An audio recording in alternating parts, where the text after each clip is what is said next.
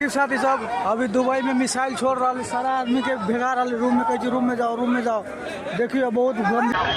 All passengers, please proceed to the nearest exit immediately. This is a security alert. Sarah, repeat, evacuate the terminal. Follow stop. बहुत बड़ी खबर सामने आ रही है और भारत सरकार ने एक बहुत बड़ा एक्शन लिया। अचानक गवर्नमेंट ने एक बहुत बड़ा एक्शन लिया, क्योंकि आपको भी न्यूज़ में मालूम होगा कि भारत गवर्नमेंट पूरी तरह से नज़र बनाए रखी थी। और जैसा आपको मालूम है कि 1 करोड़ से ज़्यादा प्रवासी सिर्फ खाड़ी देश में काम करते हैं। Oman, Qatar, Saudi, Bahrain, Jordan, Iraq, Iran, यहाँ पे जो है सीरिया, लीबिया, हर जगह पे भारतीयों की तादाद ज़्यादा है। तो भारत सरकार और विदेश मंत्रालय ने पूरी तरह से नज़र बनाए रखी कि आखिर मामला और तेज होता है और प्रॉब्लम होता है तो वहाँ पे हम इमीडिएटली एक्शन लेंगे और अपने प्रवासियों को वापस बुलाने का जो सिलसिला है वो चालू करेंगे। तो इससे रिलेटेड एक बहुत बड़ी खबर सामने आ रही है और बहुत इंपॉर्टेंट अपडेट है, क्योंकि जितने भी प्रवासियों का फैमिली है यहाँ इंडिया में, बहुत सारे लोग परेशान हैं और सोच रहे हैं कि वहाँ पे क्या होगा नहीं होगा। क्योंकि जैसे इंडिया के जो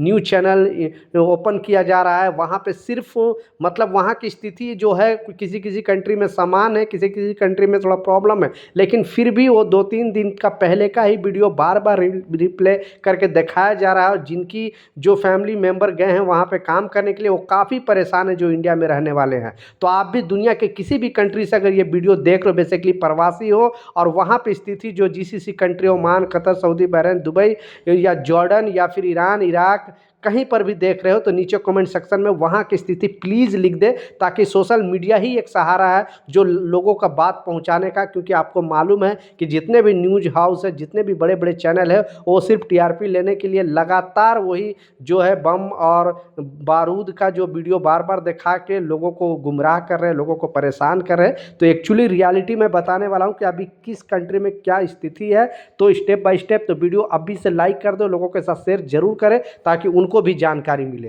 तो चलिए स्टार्ट करता हूँ, बताता हूँ प्रेजेंट टाइम में स्थिति क्या है और भारत सरकार ने क्या एक्शन लिया है।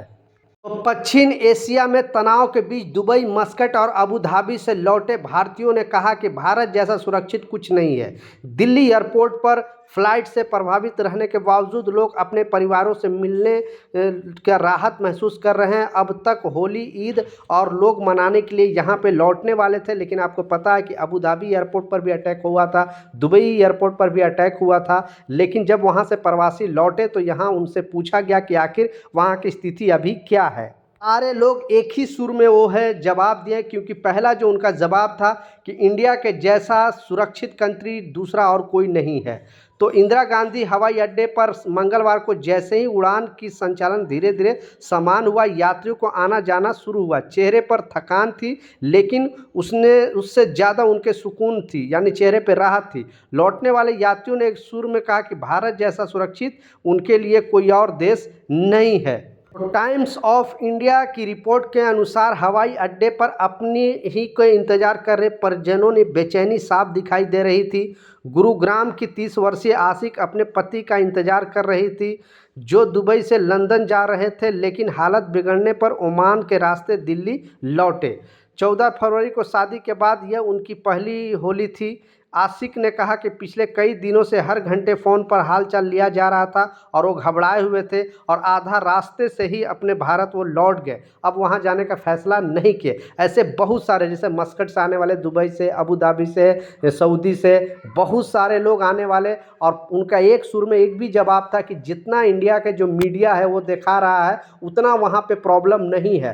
प्रॉब्लम है लेकिन इतना नहीं है जितना ये लोग दिखा रहे हैं। 1-2 बार हमला होता है, उसी हमले को बार बार रिप्ले करके दिखाया जाता है और फिर यहाँ के जो लोग हैं, क्योंकि जो प्रवासी के फैमिली मेम्बर गए हैं वहाँ पे काम करने, वो परेशान हो जाते हैं कि उनके साथ क्या हुआ। तो इसलिए आप ये टीवी न्यूज़ चैनल वाले को इतना भरोसा ना करें। अभी स्थिति जो भी है, बेसिकली दुबई में स्थिति अभी सामान्य है कि छूट फूट कभी कभी ये हो रहा है, तो वहाँ पे सुरक्षा इतना है, जो लोग दुबई में रहते हैं उनको पता है। उसी तरह ओमान में भी है। अभी बेसिकली खाड़ी देश में 2-3 दिन के मुकाबले अभी शांत है, तो आपको टेंशन लेने की ज़रूरत नहीं है। नहीं है।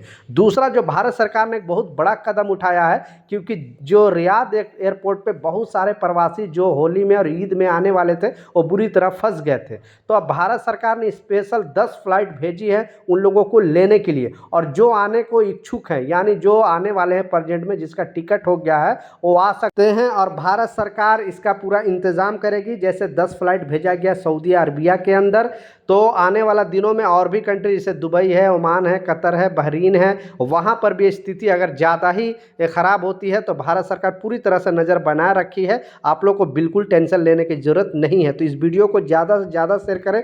जो लोग परेशान हैं, जो लोग घबराए हुए हैं, उनको पता चले कि एक्चुअली यहाँ पे अभी रियलिटी कुछ ऐसा नहीं है जैसे टीवी में दिखाया जा रहा है। अभी शांत यहाँ पे माहौल है और ज़्यादा प्रॉब्लम नहीं है। लेकिन स्पेशल जो 10 फ्लाइट है वो चलाई गई है रियाद के लिए, और आने वाला दिनों में जो भारत आना चाहता है, जो इच्छुक लोग हैं, वो आ सकते हैं। भारत सरकार का, ये विदेश मंत्रालय का क्लियरली कहना है। तो ये कुछ अपडेट था, कुछ जानकारी था, मैं सोचा आप लोग साथ शेयर करूं। इस वीडियो को ज़्यादा से ज़्यादा शेयर करें ताकि हर एक कामगारों तक इस तरह का अपडेट पहुंचे और उनको भी जानकारी मिले। मिलता हूं नए अपडेट के साथ, नई जानकारी के साथ। जब तक, जय हिंद।